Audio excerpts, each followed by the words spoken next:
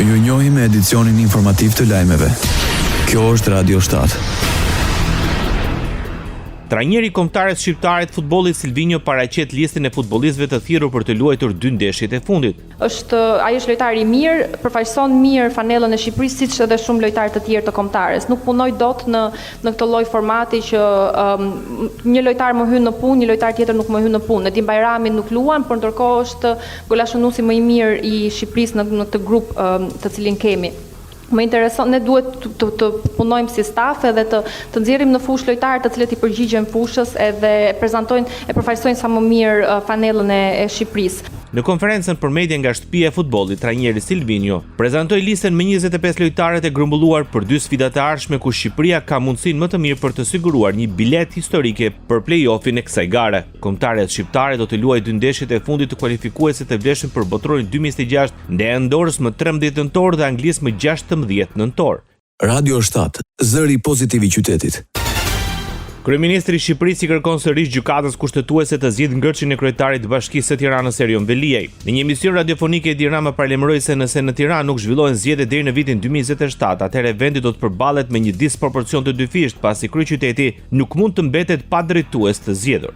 Nëse Tirana nuk do të ketë zgjedhje deri në 2027 dhe kushtetuesja mendon se kryebashkiaku i Tiranës nuk mund largohet përveç se me zgjedhje, atëherë këtu jemi përballë një disproporcionit të dyfisht, disproporcionit të mbajtjes tij në qeli në dëm të lirive dhe drejtave kushtetuese të tij si person dhe si zgjedhur për të drejtuar qytetin, por dhe disproporcioni në dëm të së drejtës kushtetuese të popullit të kryeqytetit për të shërbyer nga i zgjedhur i vet. Për kryeministrin është normale që gjykata kushtetuese të gjykojë masën, ta lirojë dhe gjykimi të vijojë në liri. Çfarë do është thënë, secili ka drejt të çfarë doj, nuk ka thënë të vërtetën lidhur me arsyen e shkarkimit të kryetarit të bashkisë. Nga qeveria, si ledhoj e vendimit të marrë nga Partia Socialiste në Këshillin Bashkiak. Sepse e vërteta është shumë e thjeshtë. Tirana duhet drejtuar. Tirana nuk mund të jetë një trup pa kokë. Opozita denoncon si pasaj abuzimet me tunelin e Llogaras. Nga se lije e Partisë Demokratike Belind Kolliçi pretendon se qeveria jo vetëm ka ndërtuar një tunel pa leje, por janë zhbërë nga projekti dhe 2 ura të planifikuara si panoramike. Bazuar në projekt dhe në preventiv, do duhet të kishim dhe 2 ura panoramike në hyrje dhe në dalje të tunelit. E me qënë se në gjuhën teknike këto quhen vepra arti, ndërtimi i tyre e rriti me 25 milion euro koston e ndërtimit. 25 milion euro për ndërtimin e 2 urave të cilat në realitet nuk ekzistojnë. Sipas Partisë Demokratike, leja për ndërtim ka qenë e vlefshme vetëm kur është përmbyllur ndërtimi i saj.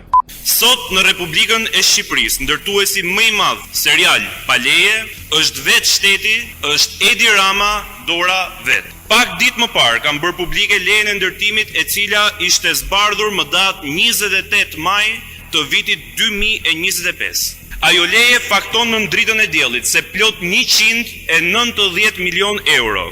Investim në tunelin e Llogaras me para tuaja janë i gjithi një ndërtim pa leje. Kryeministri i Maqedonisë së Veriut pranoi se ende nuk ka një marrëveshje me koalicionin Vler se kush do të marrë drejtimin e Ministrisë së Mjedisit pas largimit të Izet Mexhidit.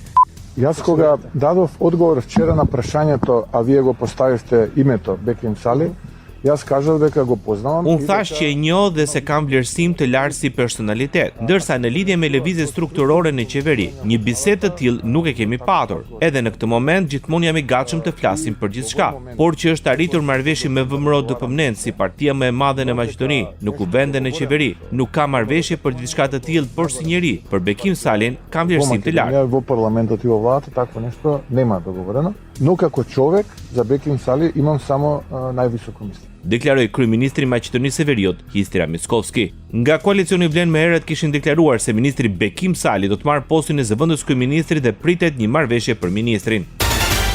Biznesmenët e luginës së Preshevës bëhen bashkë për të investuar në krijimin e një pike grumbulluese për produktet bujqësore. Në kuadër të konferencës së tretë, Ekonomia shpëton luginët organizuar nga Unioni i Afarizëve për Preshevën, Bujanovsin dhe Medvegjen, është vendosur gur themeli i projektit ekonomik Hambari Luginës. Ky projekt ka vlerën prej 720.000 eurosh dhe bashkon 100 aksionerë shqiptar nga mbar rajoni dhe diaspora. Sipas organizatorëve, pika grumbulluese do të shërbejë për mbledhjen e të gjitha produkteve bujqësore të cilat do të klasifikohen dhe më pas do të eksportohen në vendet perëndimore. Kryetari i Komunës së Bujanovsit, Arbër Pajaziti, e vlerësoi këtë projekt si një hap të rëndësishëm drejt zhvillimit ekonomik të rajonit.